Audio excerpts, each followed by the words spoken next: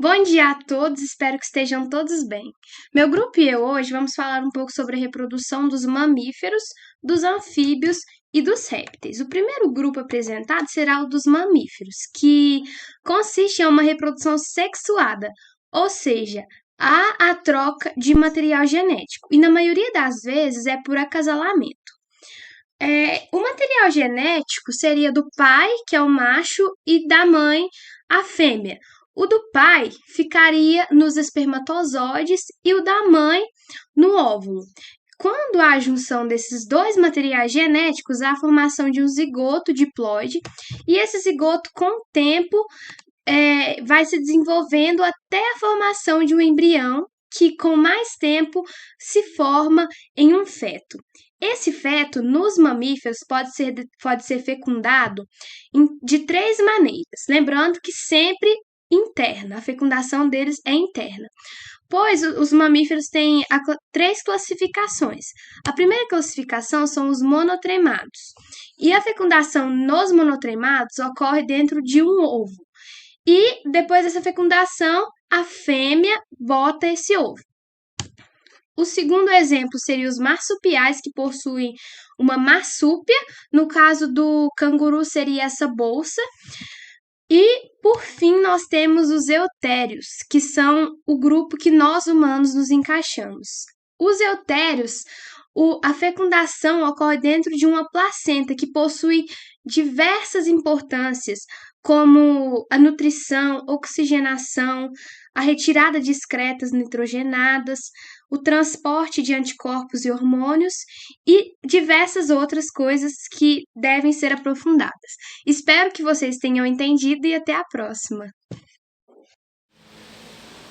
Agora eu vou falar um pouco sobre os répteis. Eles são animais vertebrados que se tornaram totalmente independentes da água para se reproduzirem. Possuem a pele seca e a respiração utilizada é a respiração pulmonar. A reprodução é composta de duas fases. Primeiro, a fertilização dos óvulos dentro do corpo feminino, depois o desenvolvimento do embrião fora do corpo. Mas, dentro de uma casca que possui função controladora do ressecamento. Além do saco vitelínico, esse ovo possui também um reservatório de água, que é o saco amniótico, e um local para eliminar as excretas, que chama alantoide. O sistema reprodutor, então, é composto pela reprodução sexuada, com fecundação interna, geralmente com órgãos copulatores, quase não há cuidados parentais e existem casos de patenogênese, onde a fêmea consegue sozinha fecundar o embrião. A maioria dos répteis são ovíparos. Somente algumas espécies de cobras e largatos são ovovíparas. Nesse caso, a cobra ou o largato fecundam o ovo dentro de si. A classificação quanto à quantidade de vitelos. Vitelos são suprimentos de nutrientes como proteínas, carboidratos e lipídios que são produzidos pela fêmea na hora da fecundação. Essa quantidade é responsável pela classificação em ovos telotécitos, que são, no caso, dos répteis e possuem uma quantidade ainda maior de vitelo, que no caso dos ovos heterolécitos, que possuem uma grande quantidade de vitelos, que formam os anfíbios, e os ovos aligolécitos, que possuem pouco vitelo, formando os manífitos eutérios. Agora eu vou falar um pouquinho sobre os anfíbios e, de uma forma bem simples e resumida, como que é a reprodução deles. Os anfíbios, eles são animais vertebrados, eles habitam em meios aquáticos e em meios terrestres. Só que acontece que eles têm um forte vínculo com o meio aquático. Eles nunca abandonam o meio aquático porque eles precisam dele para poder manter a sua pele úmida. Enquanto a reprodução dos anfíbios é sexuada e a fecundação deles é externa. Mas por que é externa? Vamos entender. Como que eles se reproduzem? Tipo assim, a fêmea ela vai e elimina os ovos na água e o macho vai e despeja os espermatozoides sobre eles.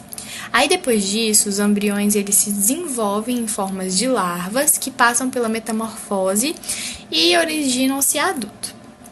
Mas no caso específico da rã, da perereca e do sapo, os ovos, quando eles são gerados, eles permanecem ali no ambiente aquático até o nascimento de uma larva, que é denominada, chamada de girino. Nesse caso, o acasalamento ocorre na água com fecundação externa, como eu já tinha dito. O macho ele vai lá e abraça o dorso da fêmea e simultaneamente ocorre a liberação dos gametas e, em consequência disso, a fecundação. Mas como assim? Aqui está bem explicado, ó. Quando o casal ele se forma, o macho dá um abraço bem apertado na fêmea pelas costas e os dois desovam juntos.